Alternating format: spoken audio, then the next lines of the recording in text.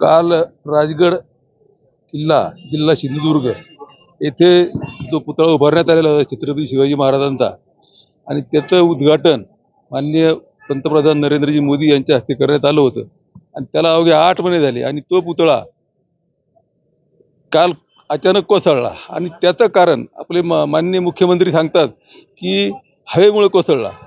आणि काही म्हणतात की त्याला गंध लागल्यामुळे कोसळला। तुम्ही सांगा की प्रतापगडावर जो पंडित जवाहरलाल नेहरूंनी पुतळा उभारलेला आहे तो त्याला कधी 1963चा आहे, तो त्याला अजून काही झालं नाही आणि हा पुतळा पडतो याच्यावरून असं सिद्ध होतं की या पुतळ्याच्या बांधकामामध्ये भ्रष्टाचार झालेला आहे। म्हणून आम्ही राष्ट्रवादी काँग्रेस पार्टी शरदचंद्र पवार पक्षाच्या वतीनं असं निवेदन दिलं कलेक्टर साहेबांना की जेवढे पुतळे आता या शासनाने उभारलेले आहेत त्या सगळ्यांचं स्ट्रक्चरल ऑडिट करण्यात यावं आणि जर ते नियमाप्रमाणे नसतील तर दोषीवर कारवाई करण्यात यावी आणि हा जो पुतळा आता काल कोसळला त्याच्याबद्दल मुख्यमंत्र्यानं आणि पंतप्रधानानं ही जनतेची जाहीर माफी मागावी अशी आम्ही विनंती सर्वांच्या वतीने इथं करण्यासाठी आलेलो आहे। रोजी अगदी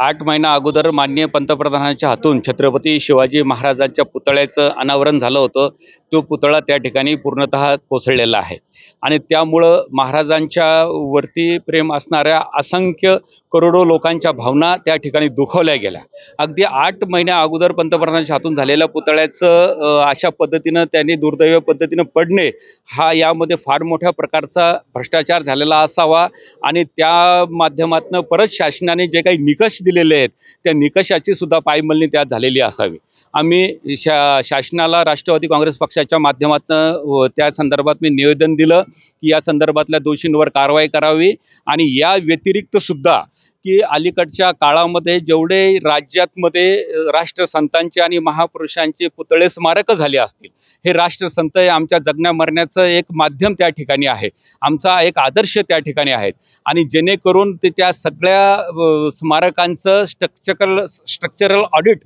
शासनाच्या माध्यमातून त्या ठिकाणी करावेत। शासनाने दिलेल्या निकषाचं पालन झालं का नाही, ते चांगल्या दर्जाचे आहेत का नाही या संदर्भातल्या सुद्धा त्यांनी एक स्ट्रक्चर ऑडिट करावं जेणेकरून अशी परत घटना महाराष्ट्रात कुठेही घडणार नाही याची काळजी शासनाने भविष्यात घ्यावी।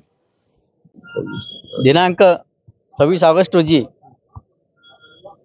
सिंधुदुर्गमध्ये छत्रपती शिवाजी महाराजांचा पुतळ्याचं उद्घाटन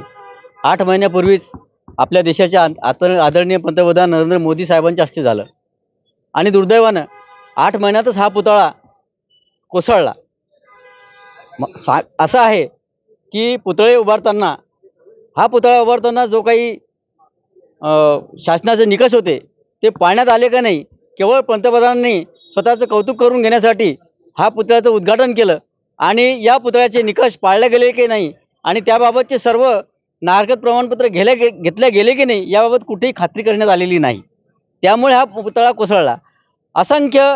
भारतीयांच्या आणि जागतिक स्तरावर आपले छत्रपती शिवाजी महाराज यांचं व्यक्तिमत्व आणि त्यांच्या मागच्या भावना या सर्व दुखावल्या गेलेल्या आहेत आणि या सोबतच आता सर्व पुतळे जे राज्यात उभारण्यात येतात किंवा आलेले आहेत त्यांचा प्रश्न ऐरणीवर आलेला आहे आणि हा प्रश्न असा आहे की या पुतळे खरोखर शासनाच्या निकषाप्रमाणे आहेत का आणि हे जर असे प्रकार घडत गेले तर निश्चितच महाराष्ट्राची शांतता भंग झाल्याशिवाय राहणार नाही। म्हणून आमची या माध्यमातून आम्ही कलेक्टर साहेबांना निवेदन दिलेलं आहे की या माध्यमातून सर्व पुतळ्यांचं स्ट्रक्चरल ऑडिट करण्यात यावं आणि या माध्यमातून सर्व तपासणी होऊन हे पुतळे खरोखर निकषास पात्र आहेत का हे सर्व खात्री करून नंतर त्यांना परवानगी देण्यात यावी।